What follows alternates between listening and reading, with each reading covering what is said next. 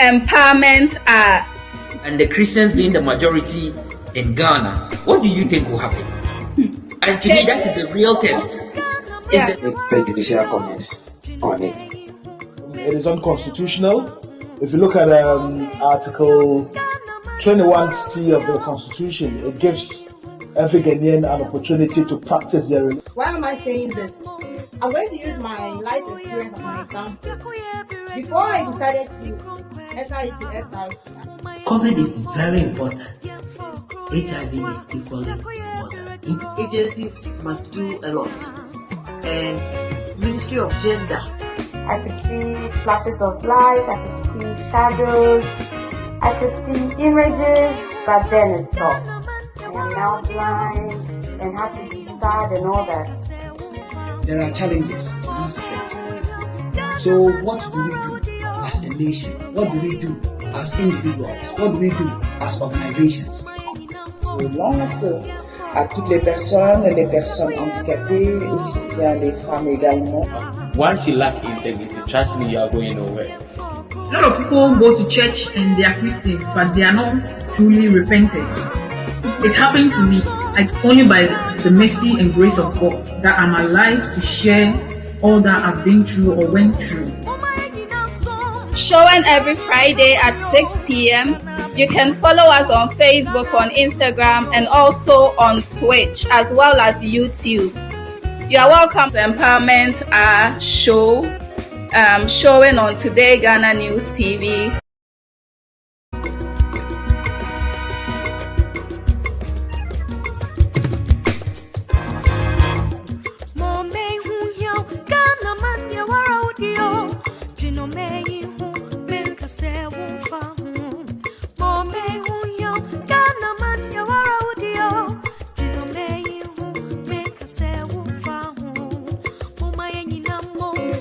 Yeah, for crew, yeah, moi, yeah,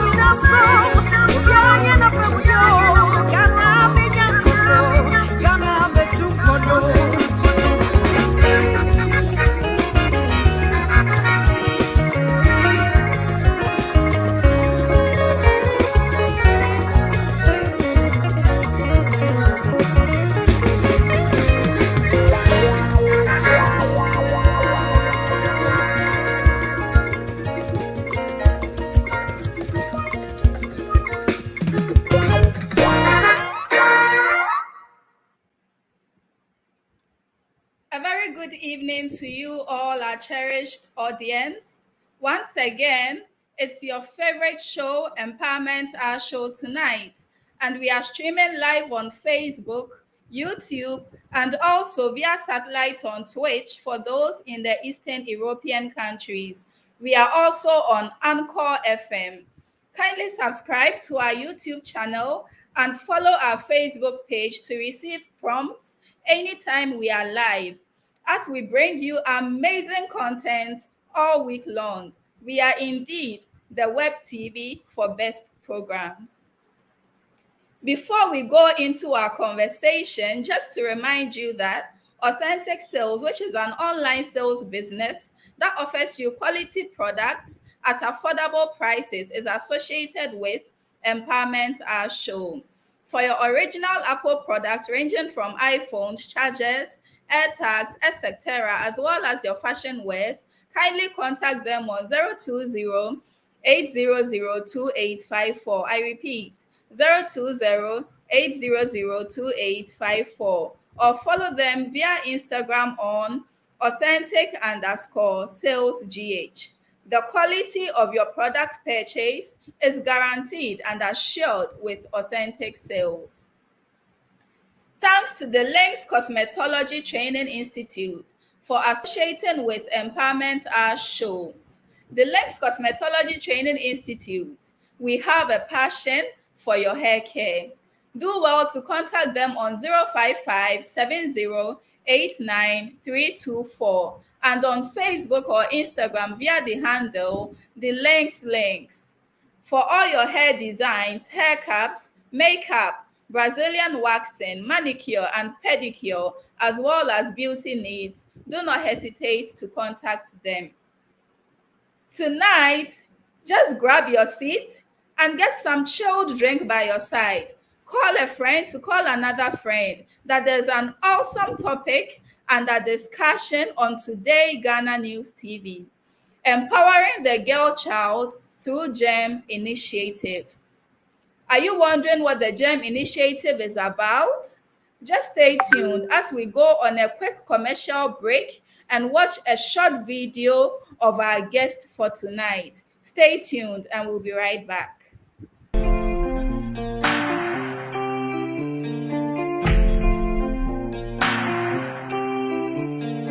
I would like to say thank you for coming to our school and making this day a very memorable day to us.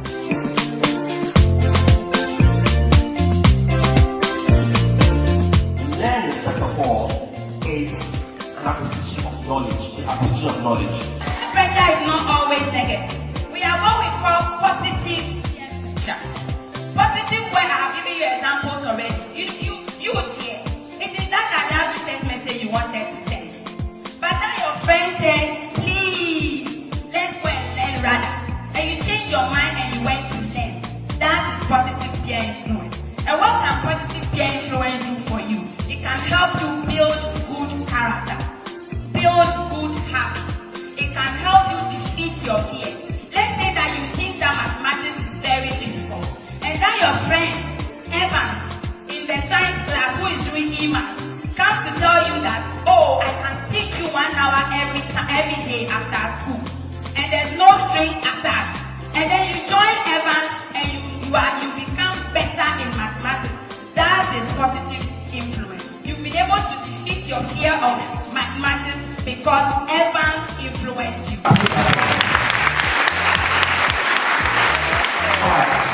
When it comes to sex, don't let anybody make you feel bad. So far as you are not okay, so far as in your spirit you're like, this makes me uncomfortable, or after I'm done with this, I'm not happy with myself. Don't do it.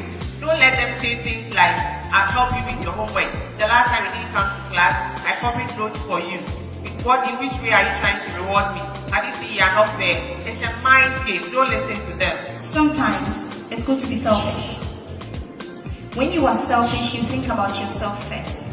And you thinking about yourself means you do the right things that would make your life better. Selfishness teaches you something that we call the theory of saying no. Are you able to say no when you have to say no? For you to learn how to say no, you need to learn to be selfish.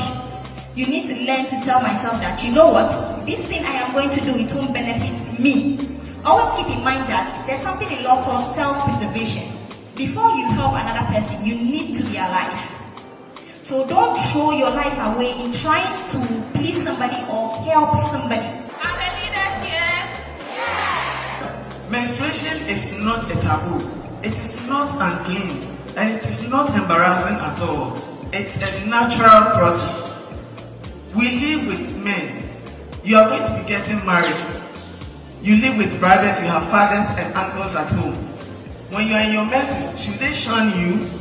So they need to also get to understand you. So that in that time of the month, when you need their help, they can be there to support you. So my SP.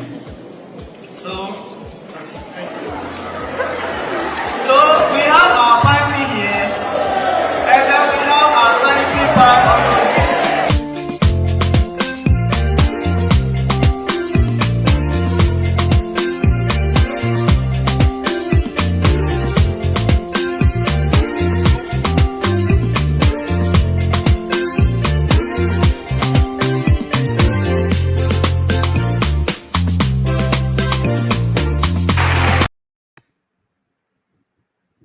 All right. So if you are just joining us, you haven't missed at all. We are yet to commence the conversation.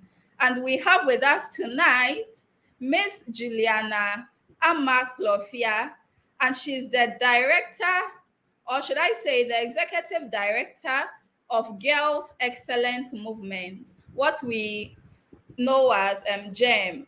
Okay. And I would want to go ahead and read a brief profile of her, and then we would commence the conversation. Ms. Clofia is the vision bearer and project lead for the Girls Excellence Movement, GEM, leading a dynamic team of Ghanaian, Nigerian, Tanzanian, American, and British volunteers delivering programs in capacity building, inspiring, educating, mentoring, advocacy, and activism, all aimed at grooming ordinary girls into independent, confident, well-informed, and fearless women of excellence, able and willing to take on leadership in all spheres of life, including careers in the STEM fields. Being the last born of 31 children of a village chief in Kwame Krom, a village in the Volta region of Ghana where there was no electricity, no pipe-borne water, and classrooms were not cemented, she came to Accra hiding behind a truckload of salted fish baskets after BECE in the year 1996. Ms. Clofia grew up in an environment where girls were limited to the kitchen and marriage. She recounts, most of her friends dropped out of school for the lack of support. Others fell out as a result of teenage pregnancy, and others simply lacked the inspiration and motivation to succeed beyond what they see around. But she survived due largely to her determination to succeed, meandering through street hawking and domestic help to senior high school to begin her journey that transformed her life. Ms. Clofia, is passionate about issues concerning girls, especially those in deprived communities, and has therefore been engaged in peer mentoring since she was 10 years. She started engaging girls in development and empowerment outreach programs since the year 2008 under the Girls Excellence Movement, GEM, Monthly Inspiration on Wheels project. She also spearheads the aspects of the GEM mission, which promotes women who have achieved higher heights regardless of limiting circumstances, by writing a weekly article dubbed Woman Wide Awake.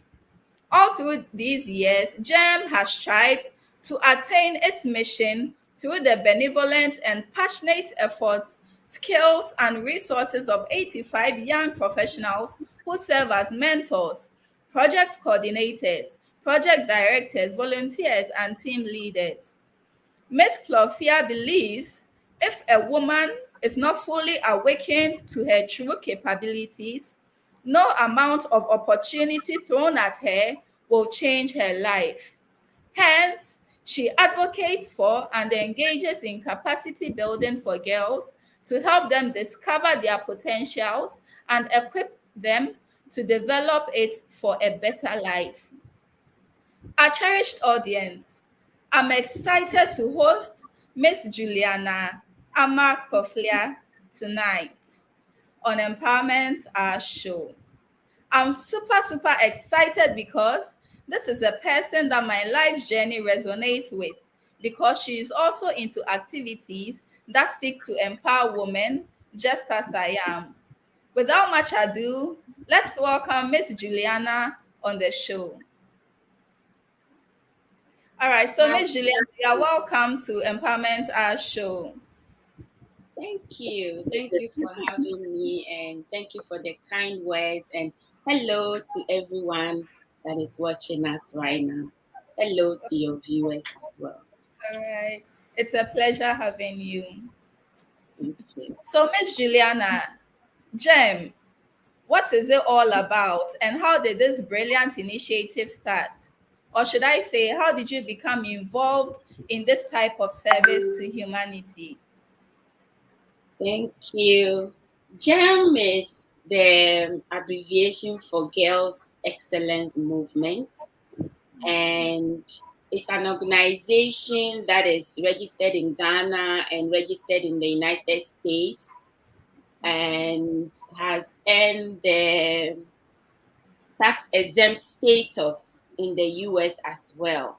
We recently won an award. We won the Philanthropy Award for Girls Education Advocacy. Wow. It started, I would say I have been in girls empowerment and girls inspirational activities for as long as I can remember.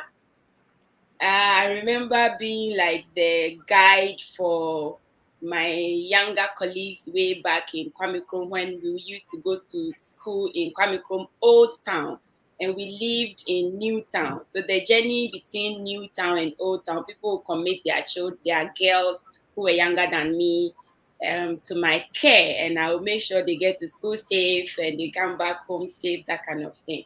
But becoming an organization, it was when I started a food joint called Exotic Delight.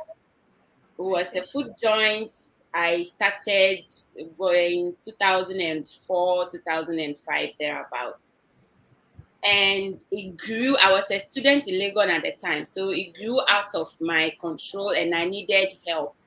So we started interviewing for young girls who could serve as waitresses and cooks and all that for the joint. And during the interviews, I realized that most of them had no drive for bigger things in life. And I found that strange because at their age, I had so much drive. I had so much I wanted to do.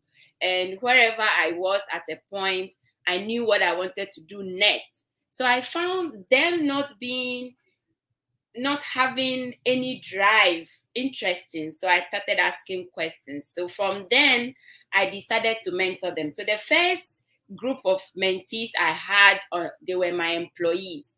And then they turned out really good. So I was like, okay, we could expand this.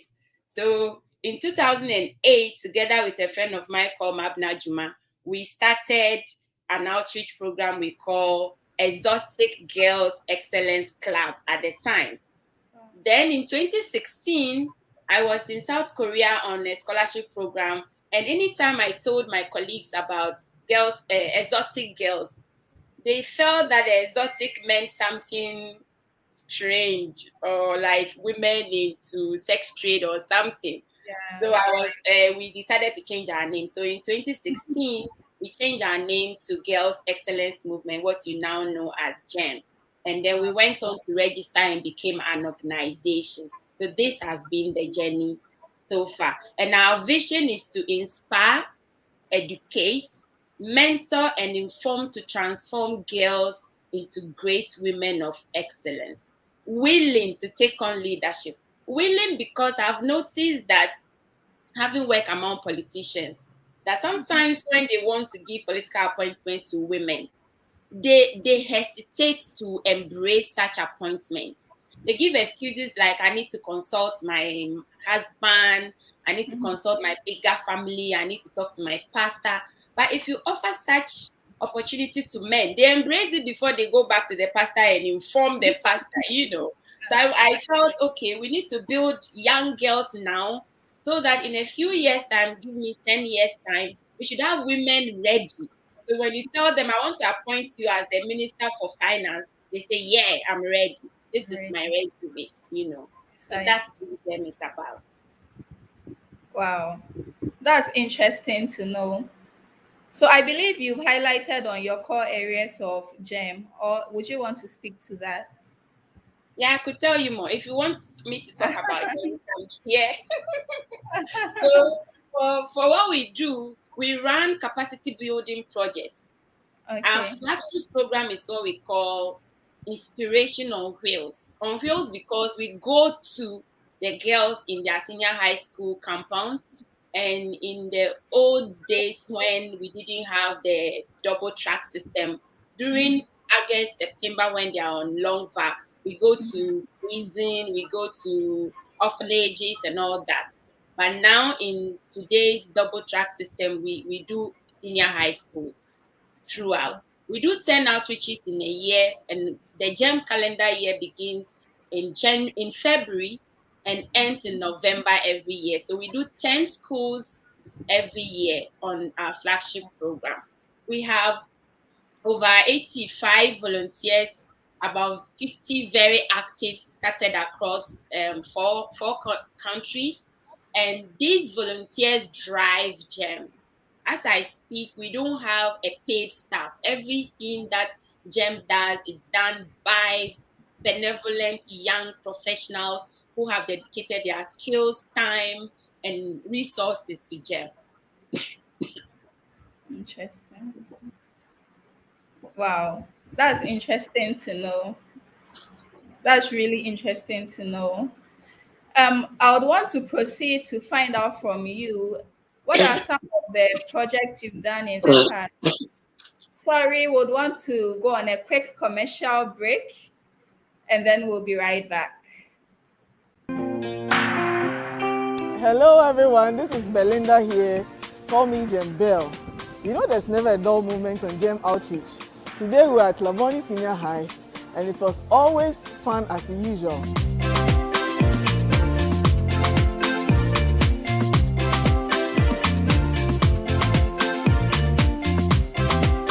Generally, sexual consent is about giving your active permission to another person to be involved in a sexual activity. The word here is your active permission. The fact that maybe yesterday you told the person that I want to do something with you doesn't mean that you cannot change your mind today.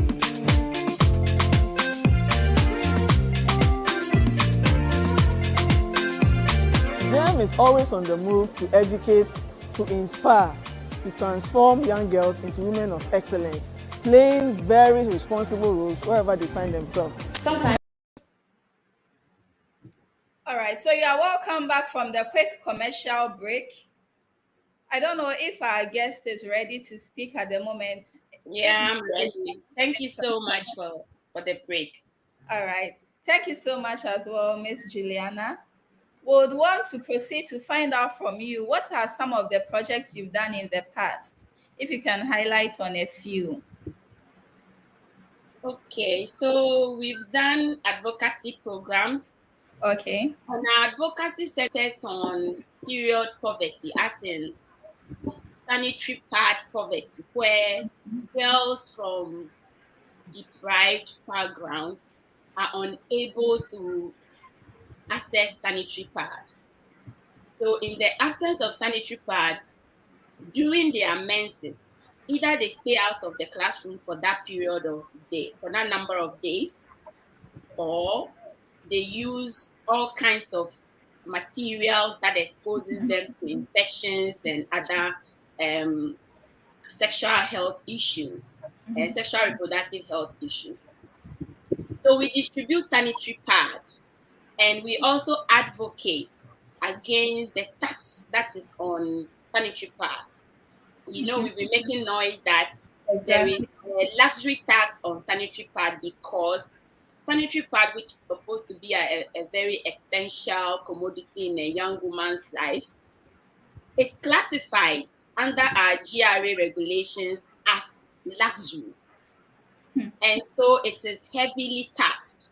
And we feel it's unfair because menstruation is like urinating. So if you cannot tax me for urinating, then you shouldn't tax me for a natural duty, performing a nature's duty as menstruating. So we gather signatures and write to organizations that are responsible, and our voice together with sister organizations is screaming loud and saying that stop taxing our blood. It is natural to menstruate. It is not luxurious to menstruate. So please don't tax it. So we do advocacy. We also do advocacy in sexual abuse issues, as in gender-based violence against women. But because our focus is girls, we limit it to girls. And we do campaign every year, and we make so much noise and try to educate young men around us to understand that women are not objects and they are not supposed to be toyed with. So we teach consent. In that campaign, we teach consent. So girls know how to give consent, and boys know how to read consent. So we do that as well. We also distribute mathematical sets. That came about when on outreach, we discovered that most of the girls have a fear for mathematics. They think they don't know mathematics, but we feel it is a fear that prevents them from embracing the subject. So as an organization, we decided to be giving them mathematical sets as a token object to tell them that they can actually embrace math, and when they do, they can do well in it just like they do well in all the other subjects if they don't have the fear. And aside that, also we do the STEM experiment. The idea is that we have very few women in STEM related careers across the world, but in Ghana the gap is quite wide. So we try to influence the girls and inspire them to choose careers in STEM areas. To do that, during outreach, we engage the girls in conducting STEM-related experiments, and just to ignite a desire in them to try to do more, to try to explore and discover more about the science. Wow, those are amazing areas that you've touched on. And I'm very glad because they are very critical issues that relate to girls. I'm very, very much elated to hear you touch on all these areas and to know that GEM is actually championing such worthy cause. Thank you so much. And we appreciate all these efforts. We know that posterity will definitely reward you for all these efforts. So I would want to proceed and find out from you that with regards to this particular field of work, are there any special skills that are required of an individual to be able to stand and, pursue such worthy cause? If you ask me, I'll say no. You don't need any certificate. All you need is to care. If you decide to care, then from that passionate point, there is always a lot you could do. For instance, you don't need certificate to tell a girl you can do it. Some of these girls, all they need to hear is you can do it. Because there was this girl we met on one outreach who was doing agricultural science. And she said she aspired to become an agronomist. And her family thinks that, That is how they understood agronomy to be. Yeah. You know, so because of that comment, this girl was in school reading agricultural science, but she wasn't doing well in it because she's conflicted about the future of the course she's reading. So I would say, first and foremost, you don't need a degree to care. All you need is to show care. The next thing is that if you decide to become a volunteer, then you need to ask yourself what aspect of the organization you decide to join, what aspect of their work attracted you, and what can you contribute towards that aspect of their work to impact more people, depending on who their target group is. So, for instance, if you chose to come to GEM and you are from a background of maybe ICT, then when you come, definitely you find something to do because you come and join our technical team and provide your skills there. If you chose to mentor a girl, then you choose which area of mentoring do you want. Do you want to mentor them on reproductive health? Do you want to mentor them on career choices? Do you want to mentor them on STEM? Do you want to teach them about consent and teach them some skills on how to resist proposals and pressure from young boys? Do you want to teach them some of the tricks the boys play on them and what they really mean? For instance, oh, I helped you with that mathematical question the last time. What are you giving me in return? I need a peg in return. You can come on board and tell a girl that you don't need to give him a peg for helping you with mathematics. You know, a simple thank you should do. So you can come on board with whatever you are, and there will be something for you to do to impact the next generation. And if you don't have time, I'm very sure you have some resources. You may have money, so you could donate by buying sanitary pad. You could donate by buying mathematical set. You could decide to buy water that could be distributed to the girls on outreach.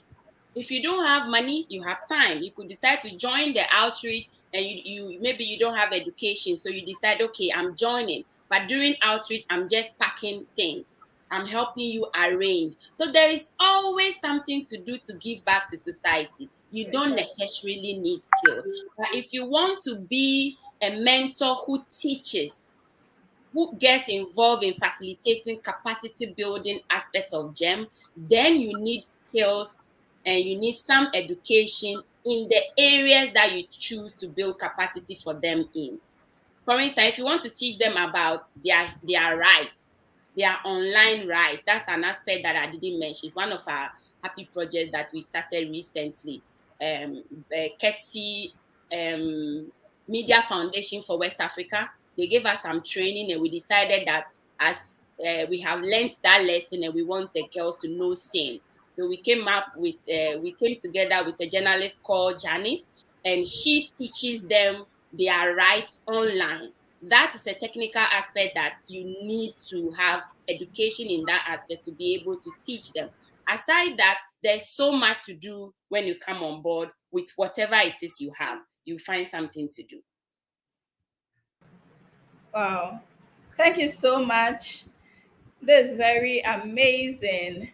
Would want to take a few comments and then we will proceed with the discussion.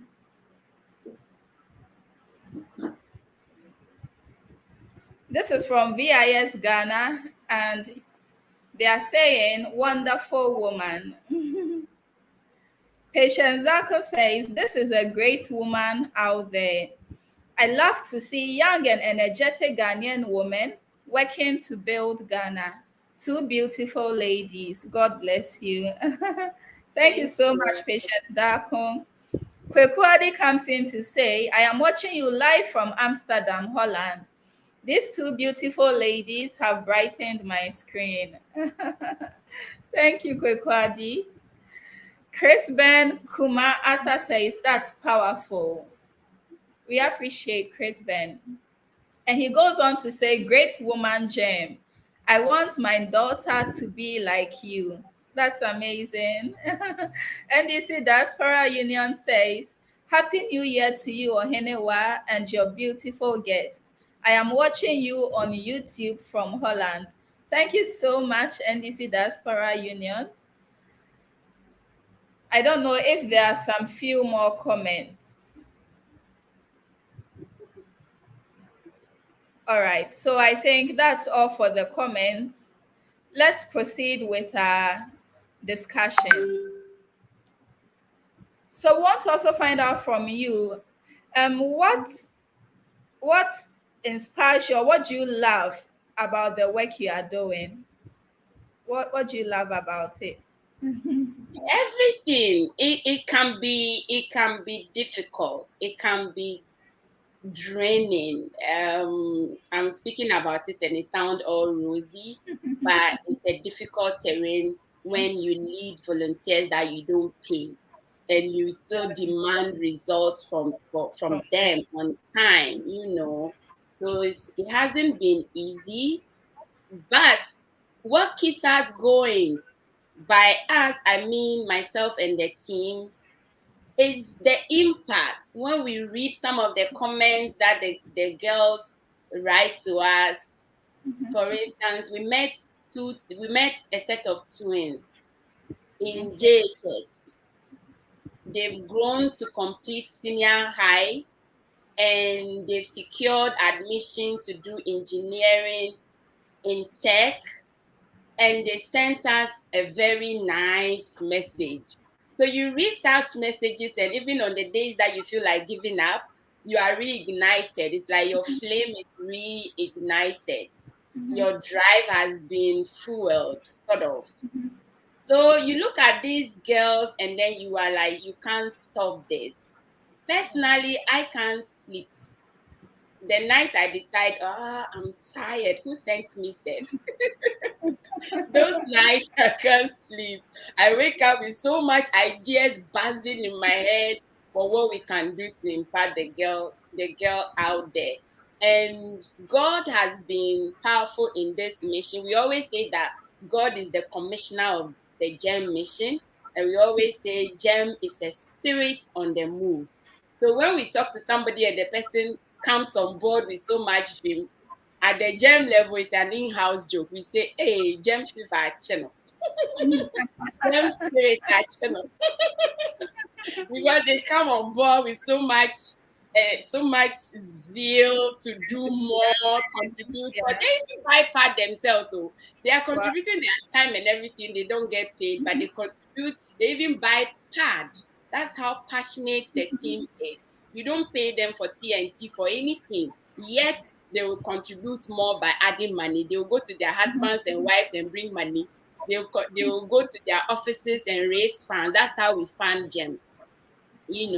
And we keep going because of, one, the testimonies from the girl, and two, the heartbreaking side, which tells us that there's a need out there for us. So aside the happy story where they become big and they are doing great things, we have a group that we've interacted with in the past and mentored, and now they have discovered teenage pregnancy issue in their community, and they came together as a group, as in past, we can call them GEM alumni, and they come together, young people, and they are on YouTube now discussing and proposing ideas for addressing teenage pregnancy issue that they discovered in their environment. That is inspiring to us. So we inspired them. It became something that is inspiring us in return. So it becomes like a cycle of inspiration.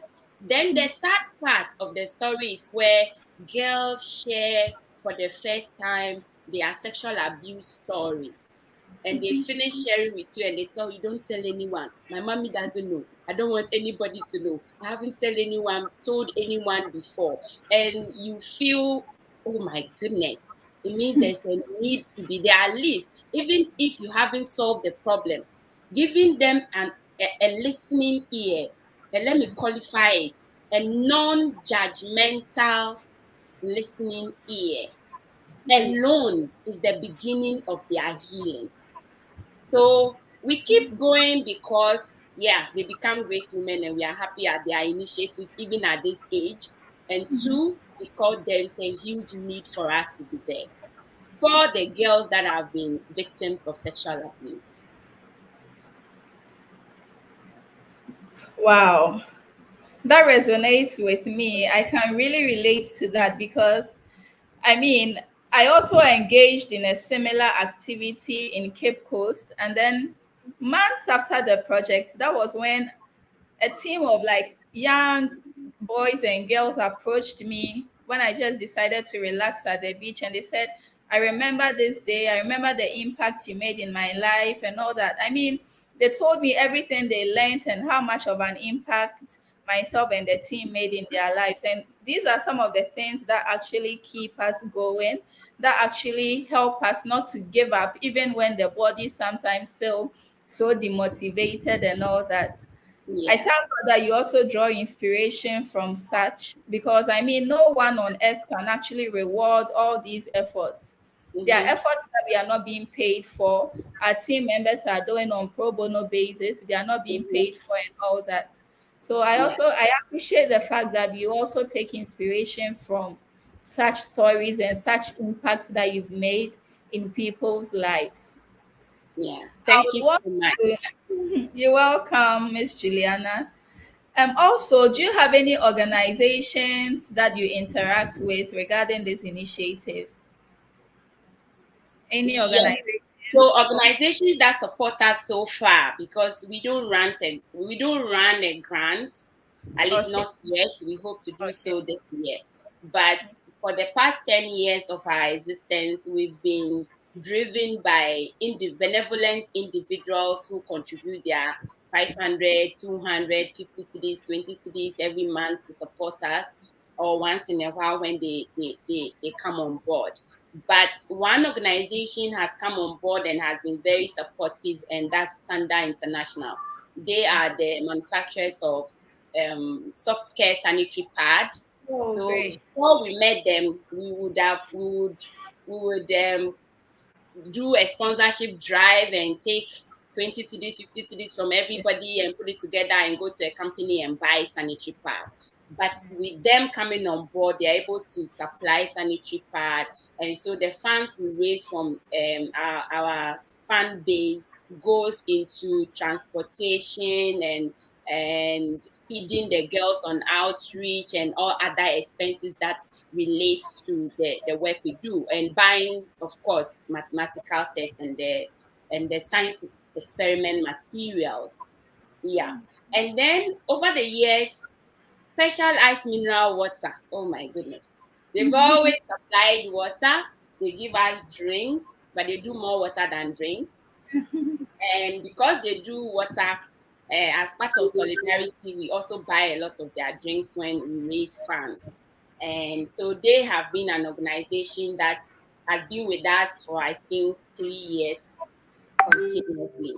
But as I speak to you, Voltic has just entered an MOU with us, and they are going to, and they've entered an agreement with us by signing an MOU, and they will supply all our water needs for 2022. Yes. So that's, and we've had GTV and GTV Life. They've always aired our programs. They've always been supportive. They've been on board for about 6 years now. They've always aired our programs. We have other media houses like Atinka, the radio and the TV. They support us a lot, and we are grateful. And yeah, there are organizations support us. The Lovely Ventures, Ray Sun Bakes is a baking company. So sometimes they do cupcakes for the girls. We do cupcakes and we take it on outreach and distribute to the girls. We have the Mailbox. It's a catering company. They supply food for the mentors sometimes. And yeah, different companies come on board here and there. And churches as well. They are worth mentioning. Because churches take a lot of donation.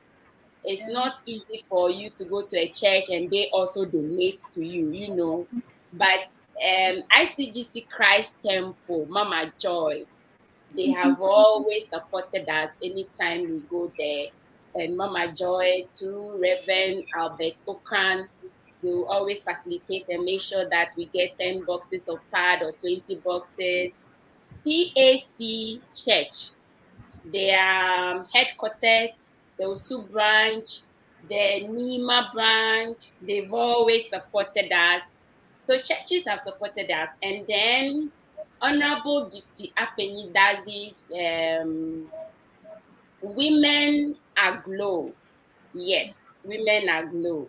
They also support us whenever we go to them for support. Wow. You have amazing organizations, institutions, and individuals supporting you. Mm-hmm. That's yeah, great. individuals. Talking about individuals, we've had Kwame Sefakai, Chairman Kwame Sefakai support us before, Eddie of Erata Motors, Manasseh Azure, Awuni, journalists like Auntie Liz, Madame Liz Hefron, like individuals really, really support us. They are our biggest and most reliable support base. Companies come in 1 month, 2 months, they are gone, or they come in the next week or next year. But the individuals, when they come, they stay. And on social media, there's this gentleman called Mr. Atu Imbia. He's on Facebook as Atu Gracious. He actually plays gem on a monthly budget, and every month sends gem money from the US. So it's been our fuel comes from the individuals who support us.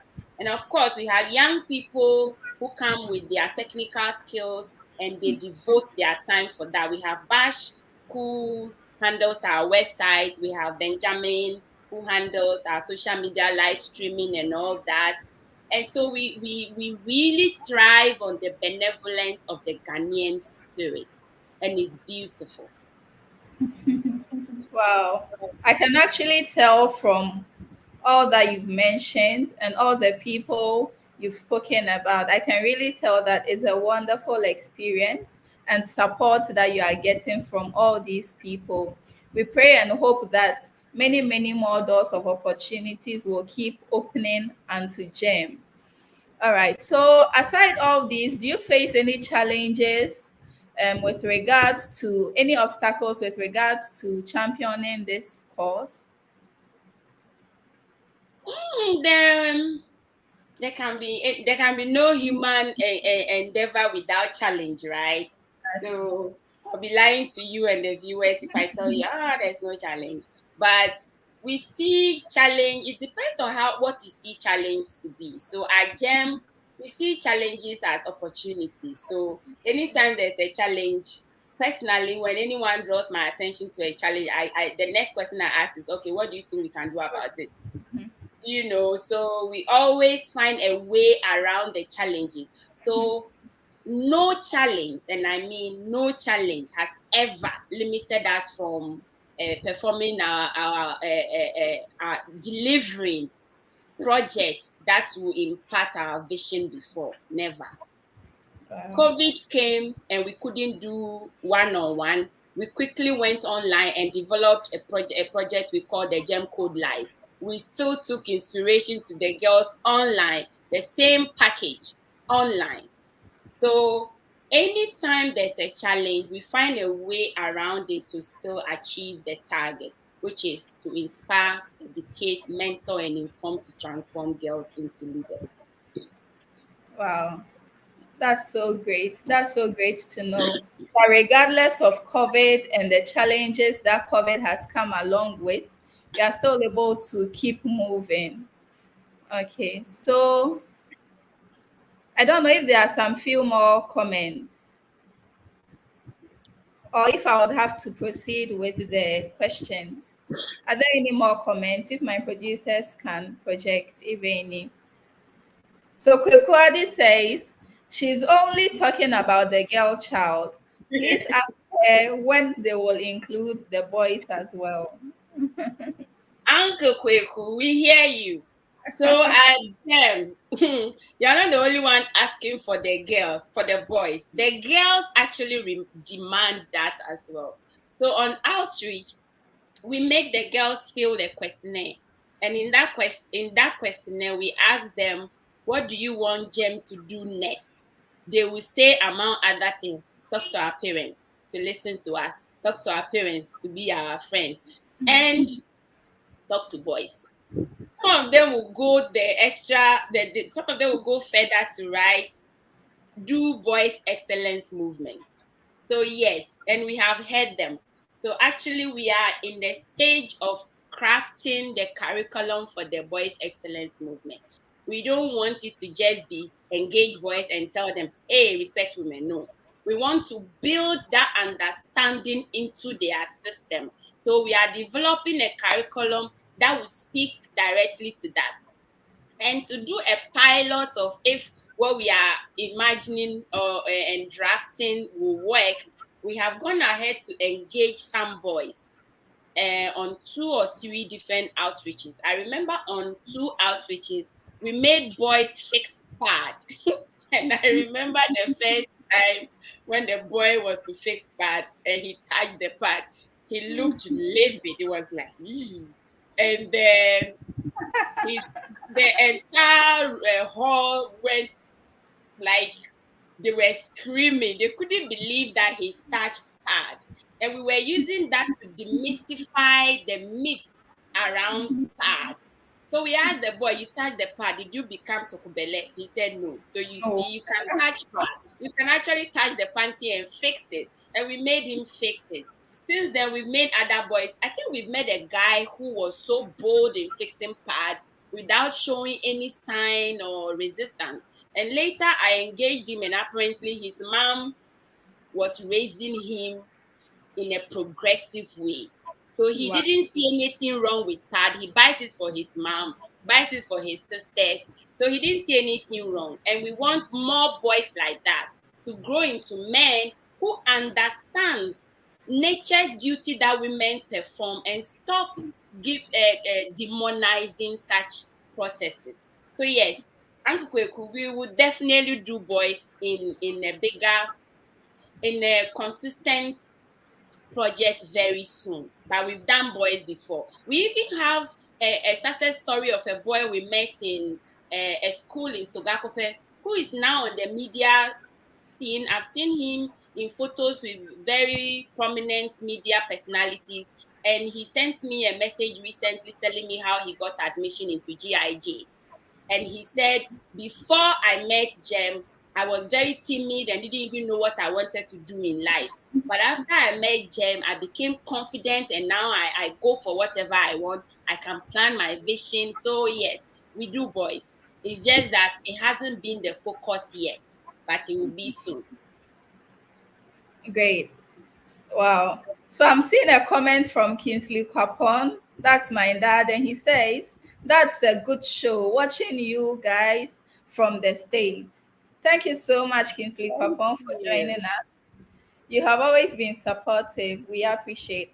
Patience Dako says, I'm watching you live from Hamburg, Germany. Thank you so much, Patience Dako. She's also one of our ardent followers on Today Ghana News TV. We appreciate.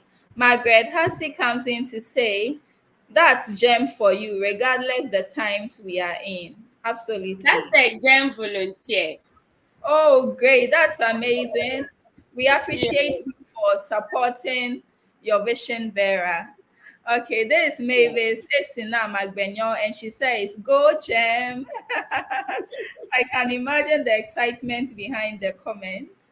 Gertrude Agla says, when I hear outreach, I pack my bags of inspiration. Wow.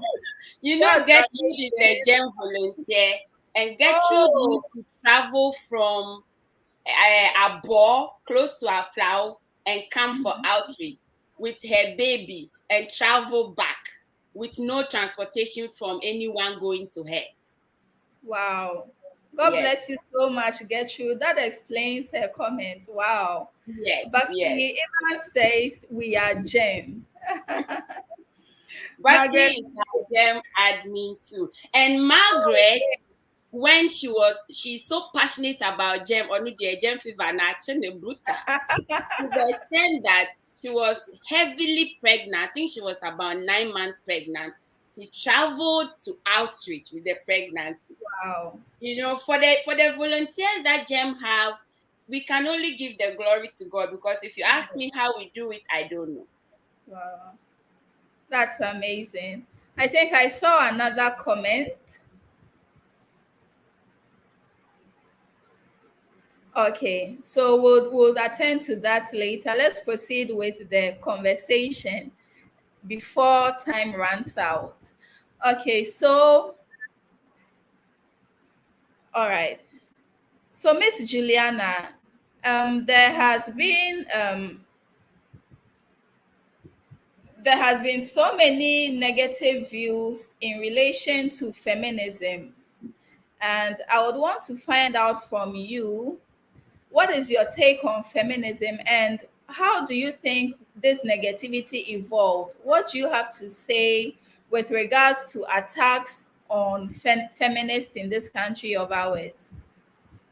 Oh, thank you. Do you know I'm a feminist? Wow. Okay, so I'm a badge wearing feminist. Oh, and I think that the feminism, just like any human organization or evolution, has the ups and downs. You have the extreme, you have the liberals, you have the basic, and those who want it to be what it used to be, what they knew it to be, even when society has evolved. Just like Christianity, you have the Orthodox and you have the one-man created churches, and you have the charismatic. And people will say, oh, one-man created churches, they are bad, they are fake pastors. The Orthodox are better, or the Orthodox are not sharp enough, they are not active enough. So that is what feminism is like. You have somebody who thinks, hey, you are trampling upon or you are treading upon known and acceptable ground. So for instance, if somebody for their entire life have believed that women are supposed to be subservient to men, that women were actually created for the sole purpose of taking care of men, and then you show up one day to tell him, oh, it's not like that. We are all supposed to take care of each other here. So, Master, relax, Kakra. Let's work as a partnership, and let's take care of each other, and let's together put our efforts together and take care of our environment as a team.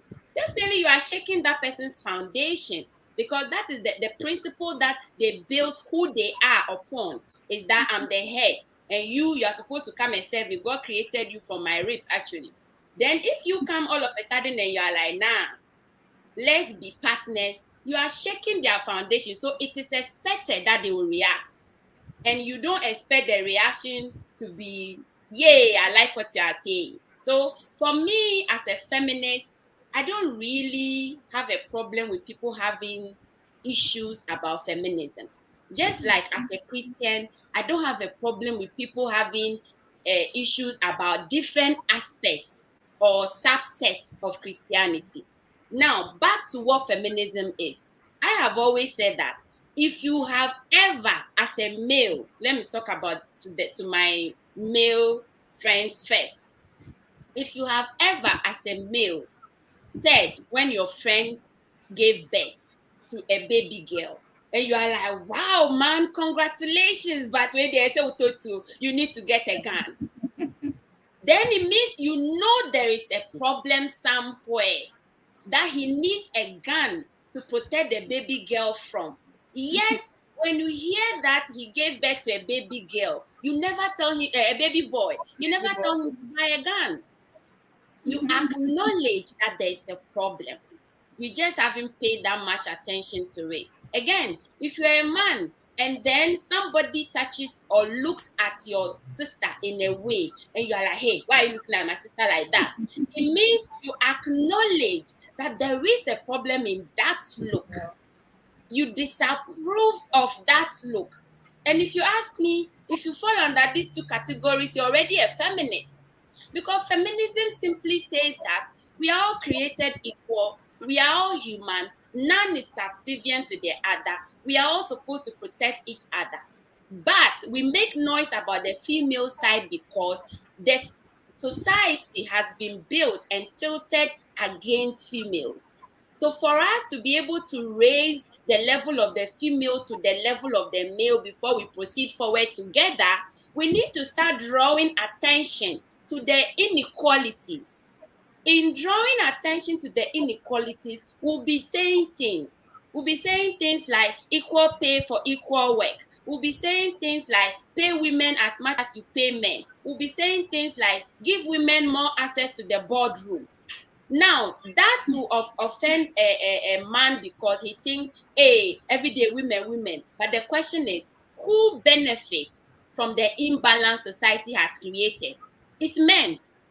So anytime we are demanding that women be given access, men feel threatened that what they have is being demanded. But dear men, we are not demanding what you have. We are just saying that give us equal opportunities so that our skills, our resources, our who we are, who God created us to be, can come on board together with yours for us to build better societies. And let me give you an example. If you look around the world, countries that have given women opportunity in leadership, countries that have not relegated women to sitting at home and being a property or something, where, for the lack of a better word, are doing better than countries that do not. Take Canada. Are they not doing better? Look at Canada and look at Ghana, where we claim that feminism is wrong. Now, to my females who condemn feminism, it makes me laugh most times because it just reminds you of how most times the people you fight for usually turn against you, and it's normal. When Jesus came, it was his own people who turned around and crucified him. So me human being, if you start screaming like, hey, those feminists, loud mouth, I don't care. Because just like Jesus didn't care, he still died for me. Anyway, I will still talk for you and for your daughter, whether you frown at me or not. Because some woman spoke loud to give me a right to drive today. Some woman, my grandmother's grandmother B, spoke out so loud to give me the right to vote today. Nana Kunedu and her people, they scream so loud. Nana Kunedu Ajiman Rawlings, they scream so loud during the send your girl child to school, mama send her to school. Do you remember that campaign? I remember clearly. Some of us are products of that screaming. Because of that, we will never stop. So feminism is not bad. It's not out there to attack anybody. It is just out there saying there is inequality in the system. Let's fix it. Wow. In fact, I'm amazed, I'm speechless because you couldn't have explained this any better. You've done so well with this explanation, and I believe all those listening to us who have had negative perceptions about what feminism is, from today onwards are going to have a change of mentality and accept feminists as they are and not bash them and then treat them badly in society because they have decided to stand for something, okay, which is for the good of all of us, both males and females. Yeah. Thank you so much. Feminism actually speaks for both. For instance, we raise boys and tell them not to have emotions. We tell them that your male child comes back from school. He fell down and came back crying. Mommy, I fell down. Hey, you're a boy. You're a man. Be a man. Be strong. Stop crying. Why can't he cry? He's human. He's hurt. And the natural expression of hurt is crying. So let him cry. So feminism says, stop teaching men to bottle up their emotions. It affects them. I'm not a medical doctor, so I'm not speaking on that authority. Okay. But from my laywoman's perspective, I think half of the heart attacks men experience could be solved if they are allowed to express their emotions freely. But the thing is, patriarchy, which is the system that drives inequalities against men and women, and the patriarchy, which is the focus when women are feminists are talking, they are not attacking men, they are attacking the system that gives men priorities and privileges that supersede what they are supposed to get, and diminishes what women are supposed to be. Now, patriarchy doesn't really save men. It actually punishes them too. So you would have a guy who could have come home and tell the wife, honey, I've been sacked from work. This is my letter. What should we do next? And cry on her laps. Comes home forming big guy, and has headaches, cannot sleep at night. And that headache leads to tension in the home, and they are fighting, and before you know, he's hitting his wife. And if his wife is like me or my sister, I'll tell her to go to the police and get him arrested. And guess what? If you trace the journey, it would have led to him simply just expressing his emotions. So feminists are saying, allow men, especially our boys, to express their emotion. When a boy is sodomized, he can't tell, because even when he tells somebody, they will be like, hey, you got scholarship and you are here complaining. So because of that, they are also being abused, but they hardly talk about it. They actually form man with it. They think, yeah, she gave me scholarship, or that big woman molested me. They don't see it as being molested. They see it as a sign that somebody gave them scholarship. So patriarchy hurts society in general. And what we are saying is that let's dismantle the patriarchy.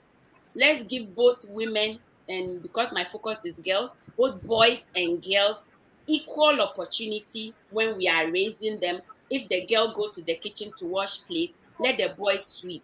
If the boy is sweeping, let the girl. Some parents, when the girl is studying or doing something for herself, and the brother goes to the mommy and say, "Mommy, I'm hungry." They call the brother, "Amma, go to the kitchen and fix something for your brother." Really? Then when that brother goes to take, then he's hungry. He goes to buy a kinky by the roadside. He gets typhoid. Then he comes home. Mommy is shivering. If you had taught him how to cook and made him understand that cooking is a life skill, he would have gone to take and learn how to cook his small meal in his room and eat and be healthy. So you see, feminism is not really attacking anyone. But I want to add to my fellow feminists. As for the attack, Jesus received the attack till the cross. Even while he was dying on the cross, he still received attack. So attack need there, it will come. We have to develop a tough skin and keep driving the agenda, attack or no attack. Because if Nana Kunedu Ajiman-Rawlings had stopped because of attack, and I was young in her days, but I still remember some of the attacks they said there, some of the attacking things they did to her. If she had stopped, I wouldn't have been educated. And I'm sure a lot of women out there are like me, they wouldn't have been educated. If women in Saudi Arabia, the country that recently gave women a right to drive, their sons could drive, but they couldn't. Why can't they? They taught those boys everything they know. They taught those boys everything those boys knew. So why could their sons drive and they cannot? But a woman in that country made noise. I'm sure went to jail and came back, continued making the noise till the success is here now. She might not have been alive to see the benefit, but at least she made the noise. So we will keep making the noise, attack or no attack. Thank you so much. That reminds me of Malala Yousafzai of Pakistan. Exactly. She was in the head because she was championing girl child education in her country. I mean, these are some of the extremes that feminists are actually attacked, or the extreme to which some of these attacks can go. But then, as she said, they should keep pushing the agenda because it's for the good of society, both male and female inclusive. Thank you so much, Miss Juliana. I would want to follow up with this question. What are your views on some of these injustices that are meted out on women by some people in society? Women go through a lot of injustices, I mean, in all areas of their lives. What are your views on that? And what advice would you give to the perpetrators of these injustices? Yeah, so this was feminism we're talking about. So feminism exists to fight against these injustices you just mentioned. One day, I think it's last year thereabouts, I don't remember clearly, and I was watching a news item and this old lady they were throwing stones at her. I couldn't watch everything. So later I found out they actually stoned her to death because somebody had declared her a witch, and that is so unfortunate. And the perpetrators, you say, what advice do I have for them? I wish you had asked me what punishment do I have for them. But I'll still tell you what punishment I want for them.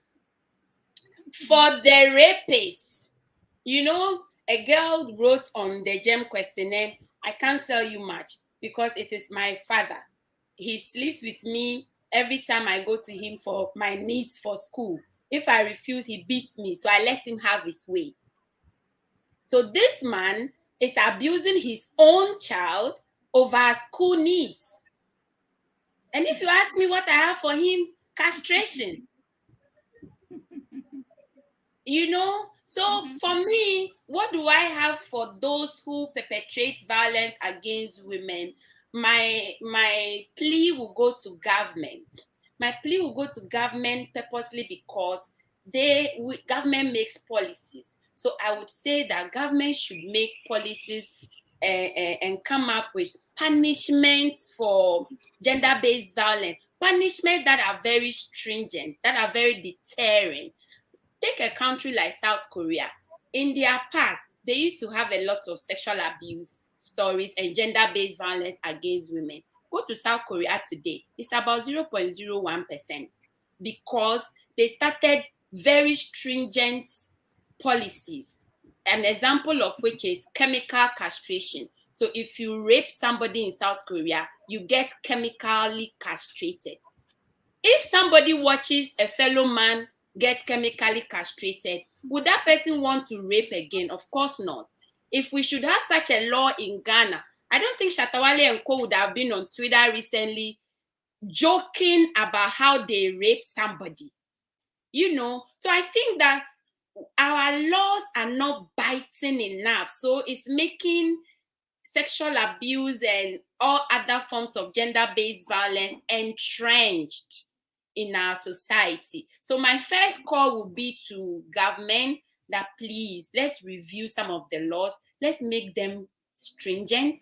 And then there's another thing I would call on government for, which is when sexually abused victims go to the police station, they give them a medical report. They're supposed to go to the hospital. They give them a form to go to the hospital for medical report. And the hospital demand money. And so if this girl from an underprivileged background has been abused, the grandma has no money. So when they go to the police station, they go to the hospital and it has to do with money, they come home. So they are not able to pursue justice fully because that payment is deterring. So we will plead with government to take away that payment so that when abused people go to the hospital, they can get medical report without paying. Maybe the health insurance policy should cover it in a way. Let's have a procedure. Let's have a discussion around it and take it off because it's deterring a lot of people from seeking justice.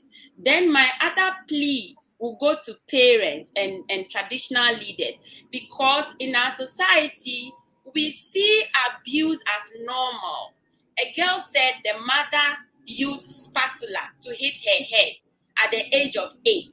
She's about 16 now and she's having headaches in school. And she attributes the headache to the spatula that she received on her head at a young age. And when we did a survey about who the perpetrators of different forms of sexual gender-based violence are against women, we found that mothers top the list for physical abuse.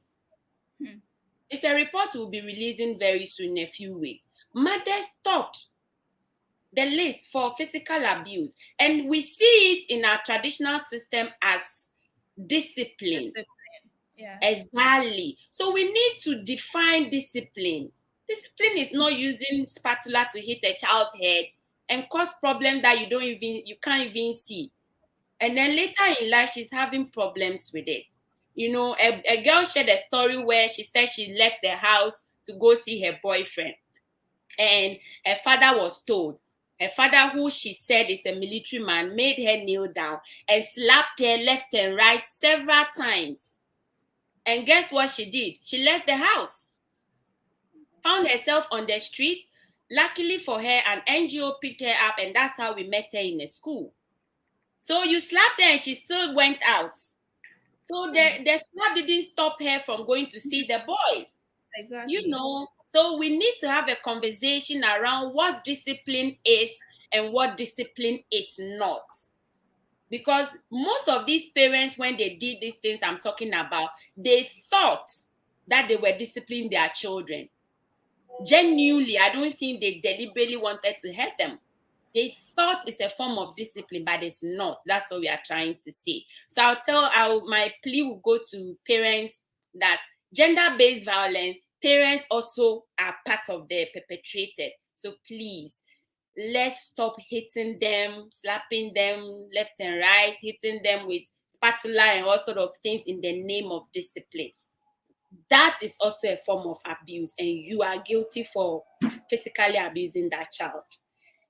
And then to the traditional leaders, I will plead that when they go on the pulpit, they should kindly spare a moment to talk about gender-based violence, to talk about the ills of gender-based violence, to explain to their followers that gender-based violence is actually one of the sins. They can call it a sin. Anything they call a sin, people try not to do. So they should try and call this one to a sin so that we'll have more people understanding that gender-based violence is bad. A lot of women have died at this cause.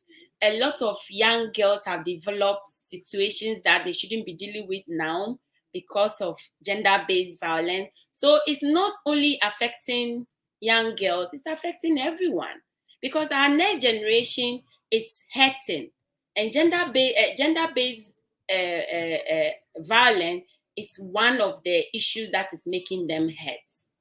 So I'll plead with parents, traditional leaders, and government.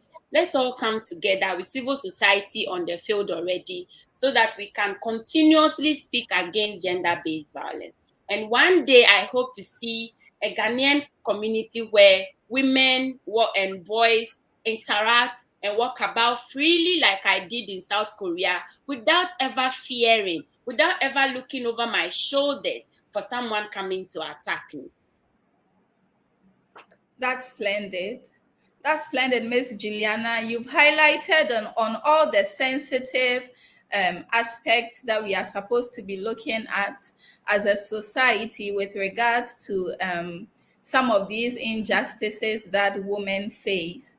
I would want to follow up with a question that what would you want to see happen when it comes to women advancement in the next year or 5 years to come?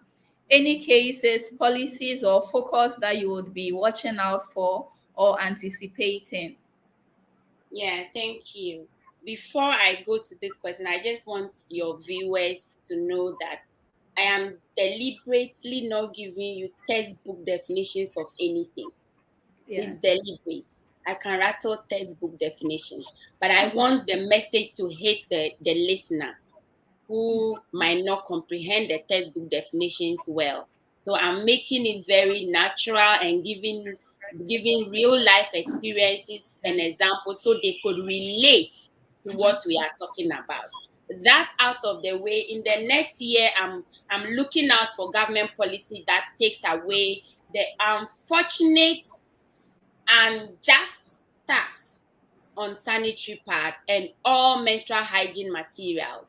Really, if you distribute condom to men for free, and even in the condom distribution, do you know there is an inequality there? At a point in time, I was the liaison between Ghana Aids Commission and my office. So they supply condom vending machines, and we mount it in offices, and they dispense condom, and they never gave us female condoms. So I asked them, why don't you bring the machine that dispenses female condom as well? They are like, oh, as for the female condom, the women have been taking the ring around it to sew kaba, which is not true. I haven't seen any woman wearing kaba made from condom ring before. You know, it's an inequality and it's an injustice. So even in the condom distribution, women don't benefit. You see the thing. So you distribute condom to men for free for an activity that is a choice. If a man doesn't have sex, he won't die. If that young boy who goes for that condom for free doesn't have sex, there's nothing will happen to him. I even am of the view that blue ball is a myth. So nothing will happen to him if he doesn't have sex. Yet, because of preventing STDs and keeping all of us safe, you distribute a condom to them for free. We accept. We are saying that if you can distribute condom for free and Ghana's economy has not collapsed, then please, decision makers, you can equally distribute sanitary pad for the girls in senior high schools for free, and that the economy might not collapse. Again, the first step I am looking out for is for the tax to be lifted, to be eliminated, so that the commodity becomes affordable. You know, once it becomes affordable, we will be demanding for more Oliver Twist in the future, where we'll be saying distribute it for free. But for now, the immediate demand is that we kindly want government, we humbly ask government to kindly consider our plea to take away the tax. It's unfortunate, it's unfair. You cannot classify menstruation and the product that is used to keep girls safe and comfortable in the classroom during menstruation as luxury. You know, there was a story I read in New York Times when I was in the US, and it said just last year, and it said that a girl in Kenya committed suicide, and the reason was that she menstruated and messed up herself in school, and so she was being teased, and for days after that she kept being bullied, and when she couldn't take it anymore, she killed herself. And I wrote an article on that calling it sentenced to death by misogyny, because if she had access to sanitary pad, she might not have messed herself up. She will not mess herself up. And we complain about the disparity between girls completing senior high school and progressing to uni as against boys. So the argument is that boys progress to uni from SS at a higher rate than girls do.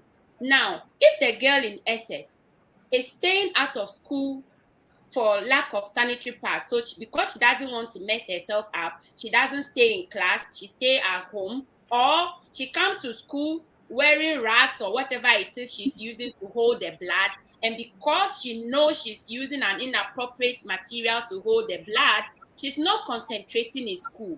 You don't expect the gentleman who is sitting there with no menstrual pain, no menstrual cramp, no anxiety about soiling herself, no anxiety about where to get the next pad or where to get the soap to wash the cloth she's wearing, to progress at the same rate. The factors that prevent girls from progressing are obvious. And some of them we can actually do a lot about. One of such is eliminating the tax on sanitary pad. My next thing I will be looking out for will be that I want to see the day that Ghana has 50-50. 50 women, 50 men in parliament, as in 50% men, 50% women in parliament, 50% female, 50% male in all boardrooms. I mean all, including the NASA boardrooms. You know, that will be my long-term expectation. My medium-term expectation is to see more girls, as in to see our impact on more girls progressing to university and taking on careers and in the STEM field, because we need a lot of women to go into that field. Because we don't have a lot of them that are obviously all over the place, for the girl to see, we aspire to things we can relate to or things we have seen before. So when the girl hasn't seen an engineer around her before, it's difficult for her to, when you ask her at age 9, 10 to tell you, I want to be an engineer, because they haven't seen it before. But when they have seen it before, it's nice. So, I saw growing up, Madame Joyce Ayi was my role model from afar.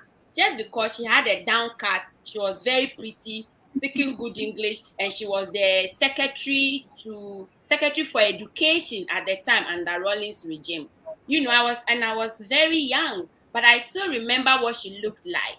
And I wanted to look like her one day, to be like her one day. And I think I'm like her in my own right, So when we have more women in the STEM subject, all over the place that the girl can see, they go to school, the teacher is the chemistry teacher and the science teacher is a female, then they can think, okay, one day I want to do that, So I would expect that in the next few years, we would have impacted a lot of young girls who have become young ladies ready to take on the world.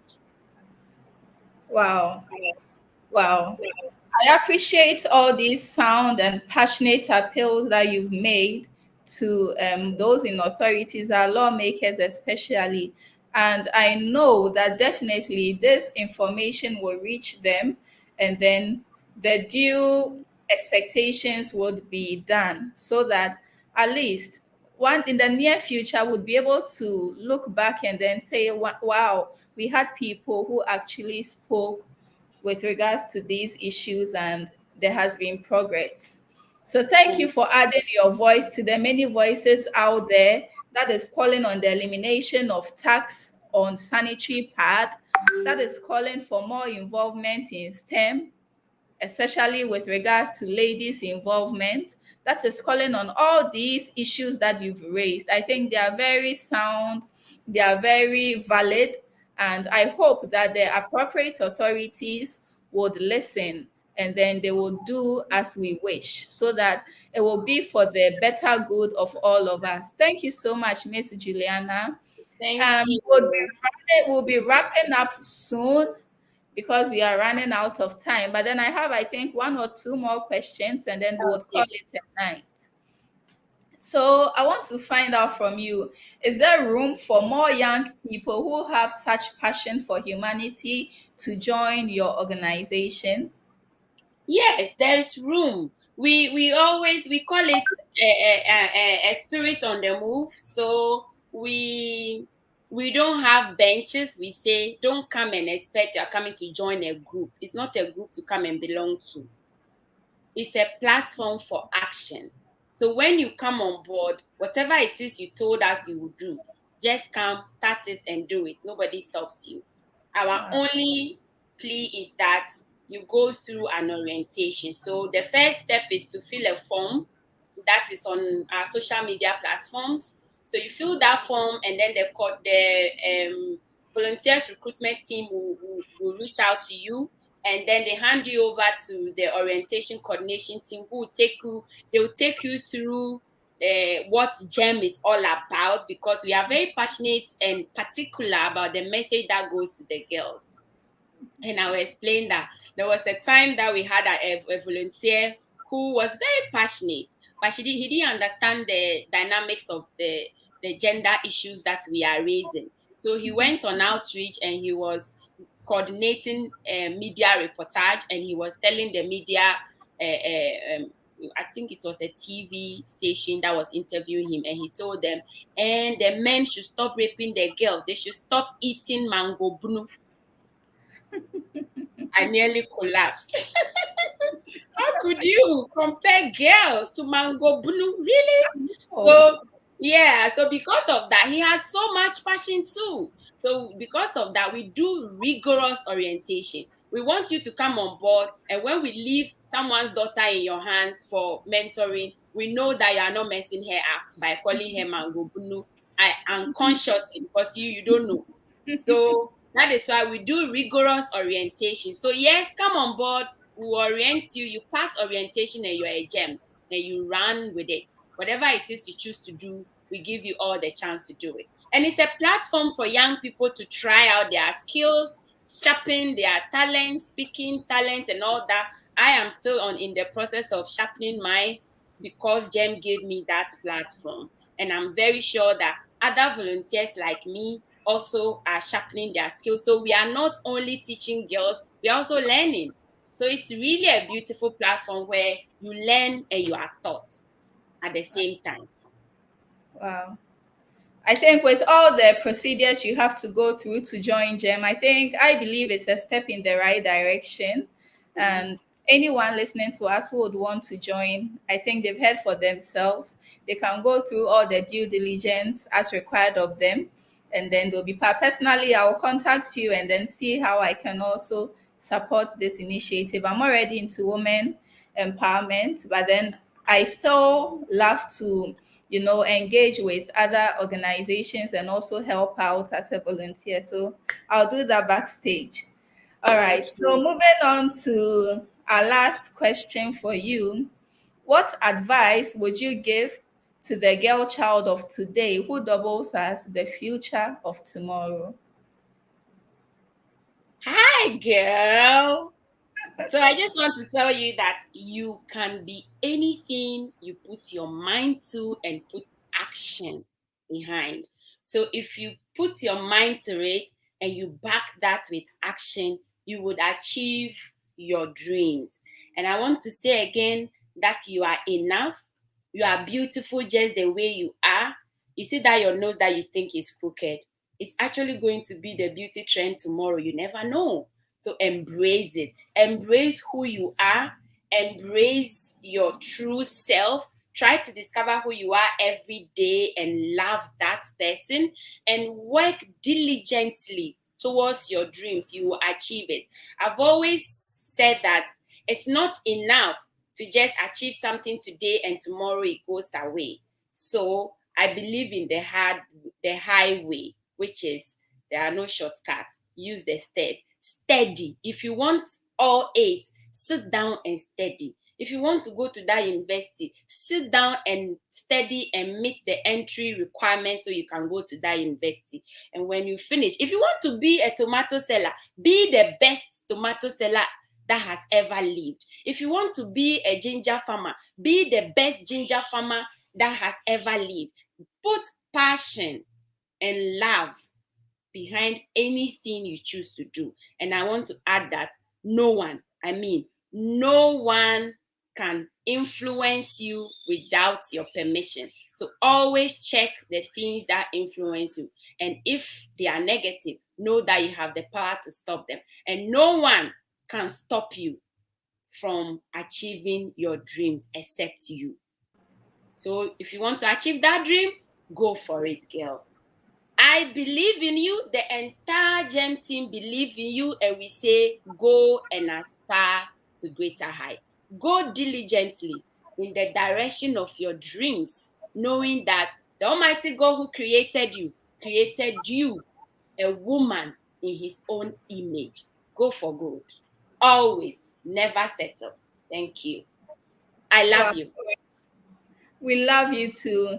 And as you can see, I'm beaming with smiles because these are one of the best advice that any young girl out there can actually have. I mean, everything to make you a complete woman is actually summed up in this advice that you've given to that girl child out there. I hope they listen, they pay heed to it, and then they run with it. Okay, so I'm seeing a few more comments from some of our audience. I would want to quickly go through, and then we'll take your final words, Miss Juliana, before we call it a night. So Mavis Esina Maganya says, yay, we can't wait to have you on board, Joyce. I can't wait to be part of the team. I can't wait to be part of the movement. I want the gem fever to also catch me. This is from Gertrude Agler, and she says, gem is a movement. I can see, and I can already, I'm experiencing the fever already. This is Baki Evans, and he says, Gem Julia is a walking inspiration. Undoubtedly. In fact, I can't agree anymore. There's Rachel Bule, and she says, watching from Savannah region. Thank you so much, Rachel.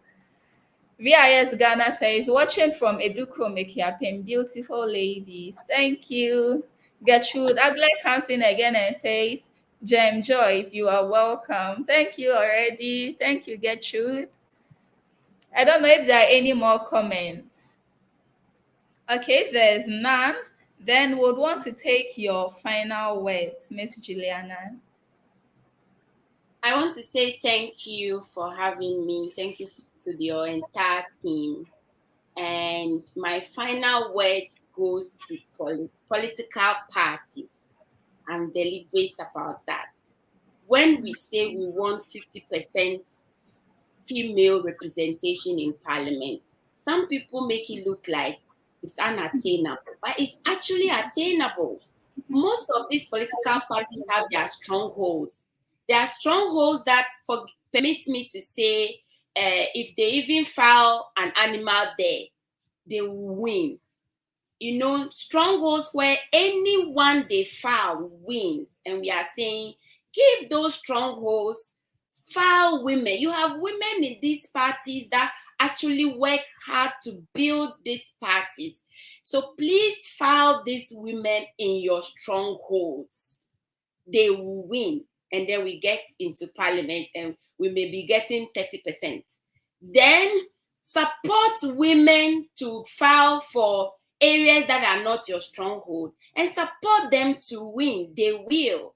And then generally during campaign, let's watch the campaign language that is deliberately created to cripple women, to demoralize them. So you have very, very competent women who could go into the lawmaking house and impact Ghana's future. But they are afraid of politics in general because the campaign season language against women is demoralizing.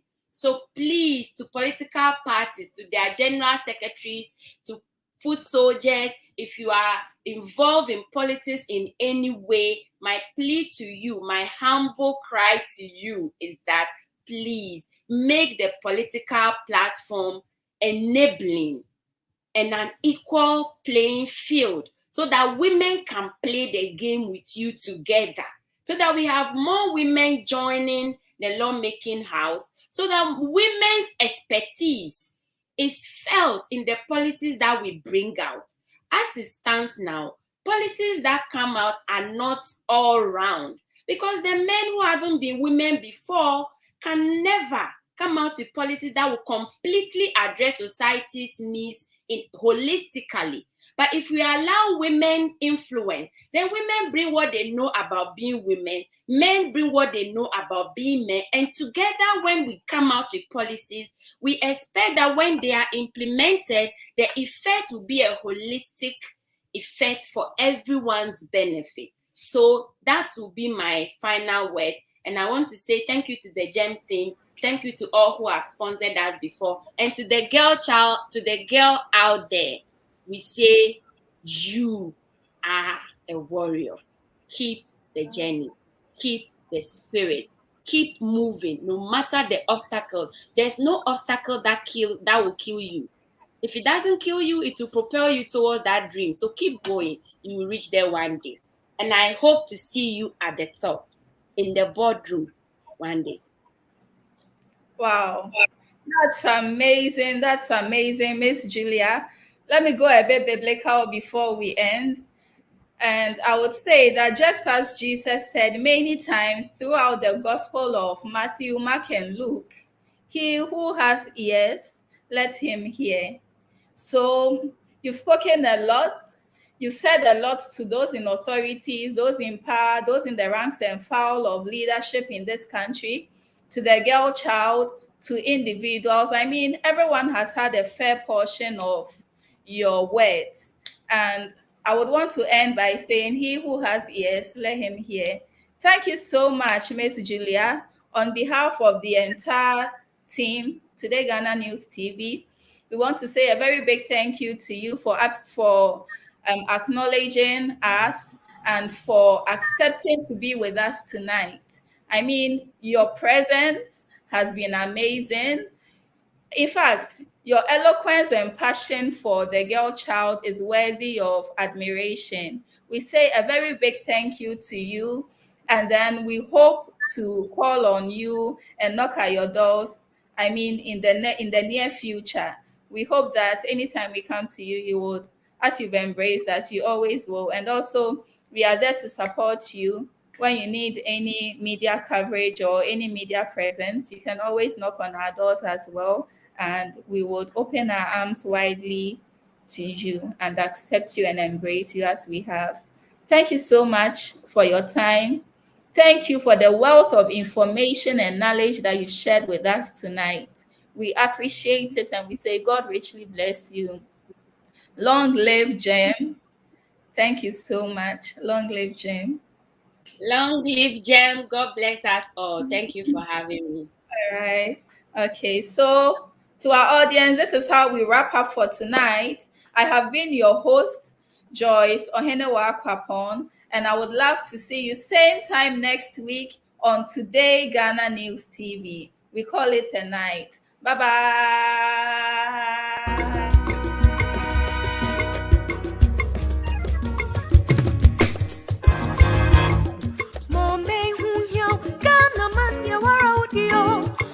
May